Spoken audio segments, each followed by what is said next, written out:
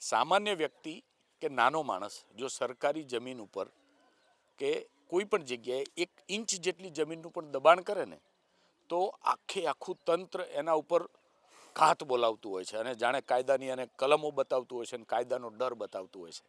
પણ એ જ સરકારી તંત્ર જ્યારે કોઈ સરકારી સંસ્થા દ્વારા કે સહકારી સંસ્થા દ્વારા સરકારી જમીન પર દબાણ કરવામાં આવે ત્યારે મૌન ધારણ કરી લેતું હોય છે.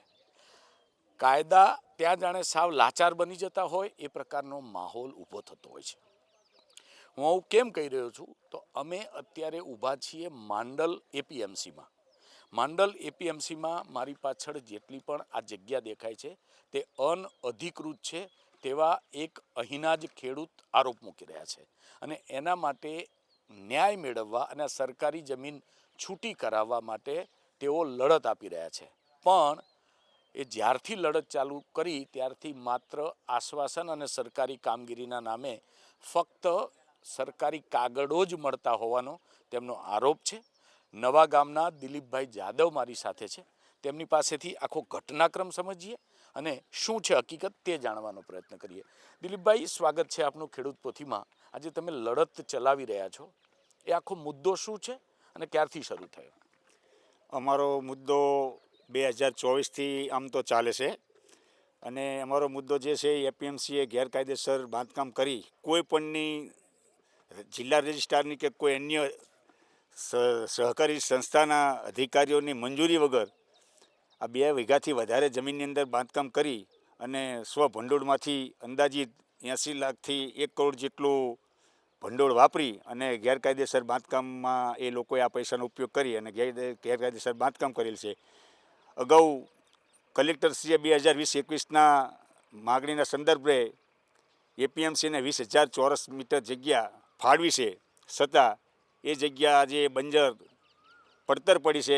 એ જગ્યાનો ઉપયોગ કરવાના બદલે આ જગ્યાની અંદર ગેરકાયદેસર બાંધકામ કરી અને આ જગ્યાનો ઉપયોગ કરે છે. આ જગ્યા હકીકતમાં 768 સર્વે નંબર કબ્રસ્તાન ગંજપીર માંડલ ગ્રામ પંચાયતના નામે ચાલે છે અને અગાઉના બોડી દ્વારા આ બાંધકામ કરવામાં આવેલ છે. તમે અત્યાર સુધીમાં કેટલી જગ્યાએ કેટલા પ્રકારે અરજીઓ કરી હશે?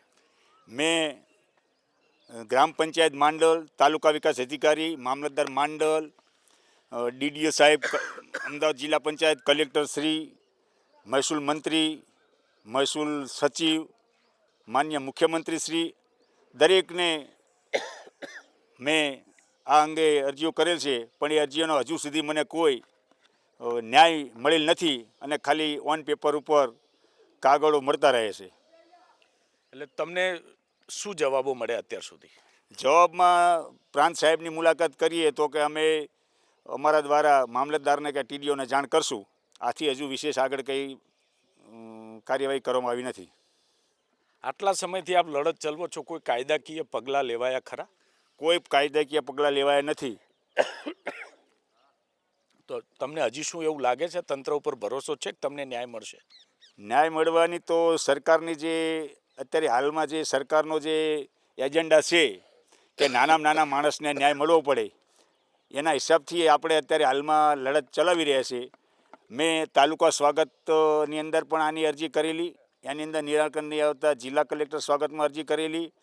ત્યાં 30/10/25ના રોજ મને રૂબરૂ બોલાવીને વિવિધ વિભાગના અધિકારીઓ દ્વારા ટીડીઓશ્રીને સૂચના આપવામાં આવેલી અને ડીએલઆર દ્વારા માપણી સીટ કર્યા બાદ 45 દિવસની અંદર દબાણ અન્વયે જણાય તો દૂર કરવાની ભલામણ કરેલી.